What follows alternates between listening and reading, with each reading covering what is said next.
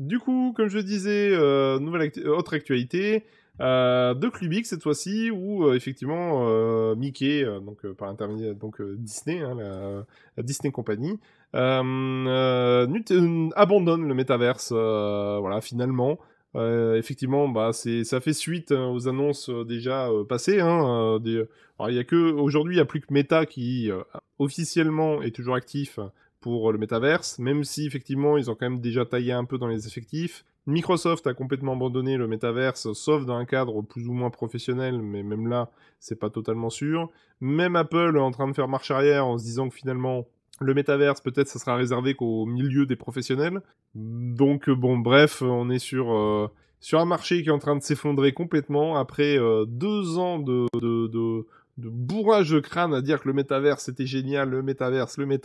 Voilà, il a fallu ChatGPT, bam, complètement effondré. Voilà, c'est le métaverse a disparu grâce à ChatGPT, quoi. C'est hallucinant. Mais mais du coup, voilà, ils annoncent du coup leur départ et du coup on va regarder ça de plus près.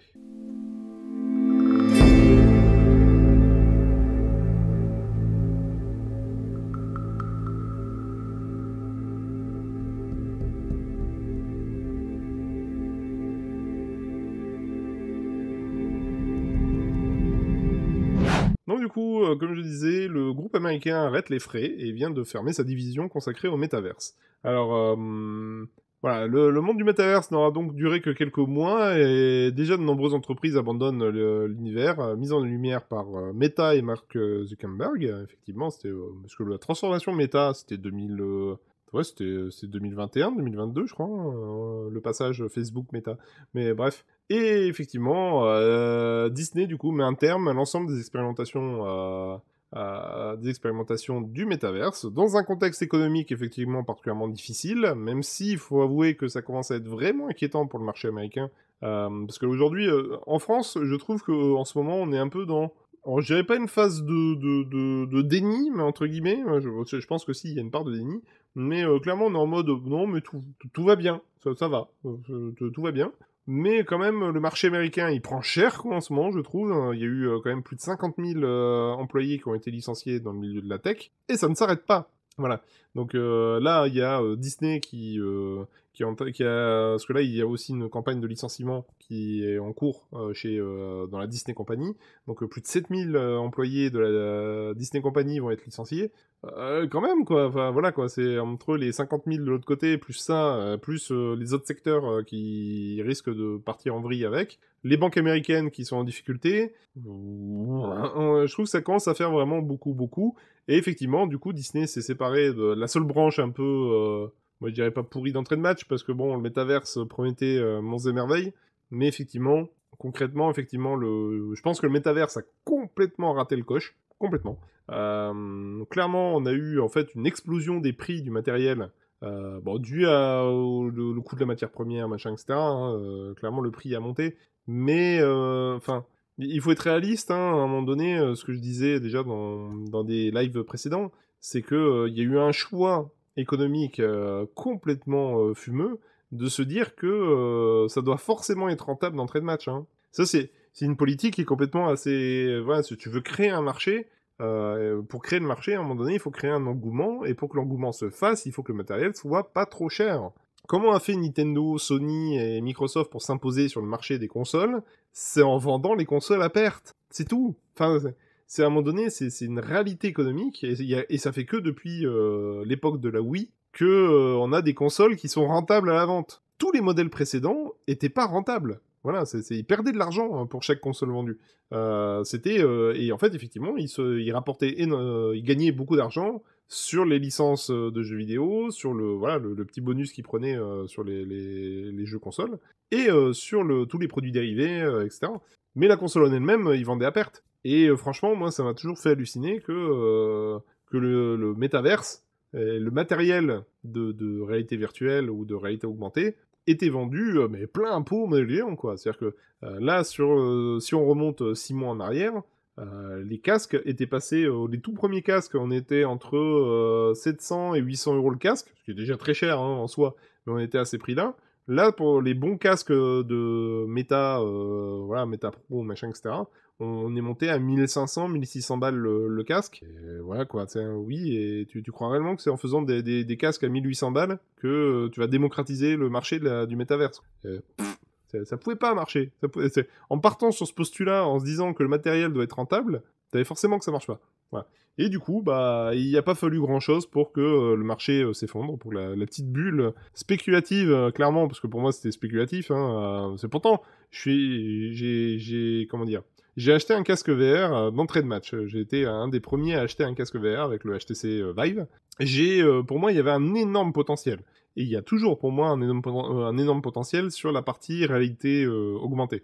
Mais clairement, sur toute la partie métaverse, il y avait une possibilité, mais pour le démocratiser, c'est comme pour les MMO ou les trucs comme ça, c'est qu'à un moment donné, si tu veux t'imposer sur un marché, soit t'es compétitif, soit tu innoves, etc. Mais à un moment donné, il faut quand même que tu aies un public, quoi. Tu peux pas juste dire, bah, je vais innover en espérant que les gens adhèrent après. Non, non, il faut que d'entrée de match, quand même, t'aies déjà soit un prix attractif, soit voilà comment dire, un marché avec du contenu suffisant pour que ça devienne intéressant.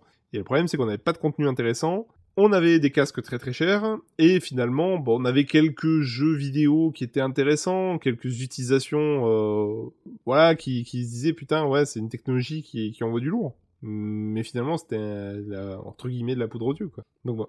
Alors du coup, 4013, tu me dis, ce qui m'a l'air intéressant, c'est la technologie qui allait être développée pour ça. Genre les bracelets qui captent les mouvements des doigts, etc. Bah oui, bon après ça, c'est des technologies qui existent déjà, qui est déjà en place. Mais bon, malheureusement, à ces prix-là, c'est trop excessif. Et ça ne solutionnait pas quand même une partie du problème rattaché à la lourdeur du casque, rattaché à tout ça. Donc, à un moment donné, il y avait quand même une problématique. Les consoles, pour qu'elles s'imposent c'était facilité d'utilisation, des contenus intéressants, et voilà, quoi. La compatibilité avec différents matériels, pouvoir l'utiliser un peu comme on veut, entre guillemets, mais voilà, la VR avait presque atteint ce côté-là, mais à des tarifs tellement déraisonnables que ça ne pouvait que ne pas fonctionner. Et c'est vraiment ce choix bizarre de Zuckerberg de vouloir vendre un casque très cher pour essayer de démocratiser un métaverse pour le plus grand monde, le plus grand nombre. Il y a une dissonance, hein. Enfin, il y a qu'un milliardaire comme lui qui pouvait s'imaginer qu'un casque à 1500 balles allait toucher le monsieur tout le monde. Non, non, non, non, non, non, ça ne pouvait que ne pas marcher, en fait. C'était quasiment une certitude, quoi. Alors, je dis pas qu'il devait le vendre à 50 balles, hein, le casque, mais à un moment donné, clairement, il y a une incohérence qui, du coup, a été fatale pour le métaverse.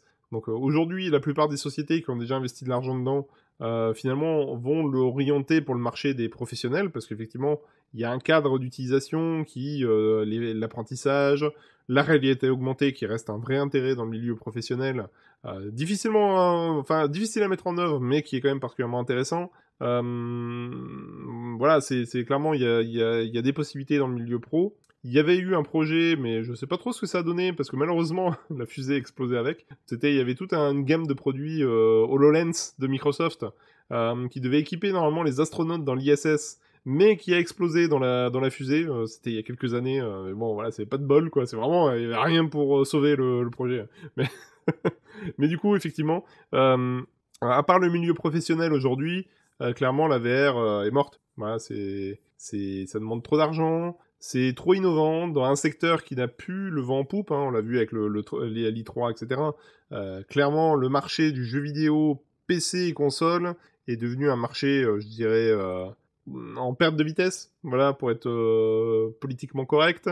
Et effectivement, le jeu mobile rapporte tellement plus pour tellement moins d'investissement que du coup, la plupart des éditeurs et sociétés de la tech ne voit aucun intérêt d'aller investir de l'argent dans le métaverse. Pourquoi faire? Enfin, c'est risqué, ça coûte beaucoup d'argent, c'est nouveau, donc on a quasiment pas de recul sur ce marché-là. Et ouais, il y a tous les éléments pour que ça se plante. Il y avait tout pour se planter en fait. Voilà, c'est quand même impressionnant. Mais bon, voilà, donc là, c'était l'occasion de pouvoir reparler un peu du contexte du métaverse. Donc, je pense clairement que... enfin, Zuckerberg, Zuckerberg, peut-être j'ai du mal à dire son nom, lui. Je pense que lui, il va... Bah, je dirais pas s'entêter, mais clairement, j'ai du mal à croire qu'ils veulent abandonner le projet maintenant. Après, il risque d'en souffrir, parce qu'à un moment donné, Meta, la société Meta, elle, a un intérêt financier, hein, donc à un moment donné, ils vont pas investir des sommes astronomiques pour une lubie de leur patron. Hein. À un moment donné, les actionnaires risquent de pas apprécier la plaisanterie, donc il y aura à un moment donné forcément un coup de frein, qui a déjà eu plus ou moins lieu, mais clairement, je pense qu'ils vont maintenir le truc, parce que la société s'appelle Meta, hein, donc ils l'ont renommé spécifiquement pour ça. Donc, bon, ils vont pas faire volte-face comme ça du jour au lendemain en mode bon, bah on s'est planté. Bon, même si ils pourraient, hein, en soi, on serait pas les premiers à le faire. Mais je pense que pour Mark Zuckerberg, c'est quand même un projet très, très personnel en fait. Entre guillemets, c'est son deuxième bébé, quoi, entre guillemets. Donc, je pense qu'il va avoir du mal à le lâcher. Donc, après, on verra bien. Après, moi, je dirais que dans un sens, l'opportunité serait peut-être de le foutre en open source. De dire, ok, bah on fait un métaverse open source. C'est une idée, mais ouais, il faudrait peut-être le dire à Zuckerberg. Fais-le en open source, il y aura plein de gens pour t'aider. Mais bon, malheureusement, je pense pas que ça devrait arriver de suite. Je pense qu'il faudra vraiment que ça coule très très bas pour que ça arrive. VRChat, hein. Ouais, ça va pas fermer VRChat. C'était pas un truc qui avait été racheté par Microsoft et qu'ils ont arrêté?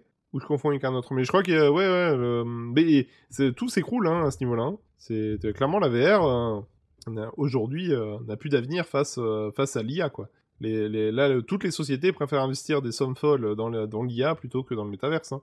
Bon, ce qui était, enfin, pour moi, me semble assez évident, clairement, là où même l'année dernière, quelques années en arrière, investir autant de pognon qui avait été investi dans le métaverse. Alors ok, le casque, je trouve que c'est merveilleux, que c'est une expérience jeu vidéo ludique et technologique passionnante, mais de là à investir des centaines de millions, voire milliards de dollars dans un projet de métaverse qui est, on va dire, qui s'appuie sur des ressorts de MMO, entre guillemets.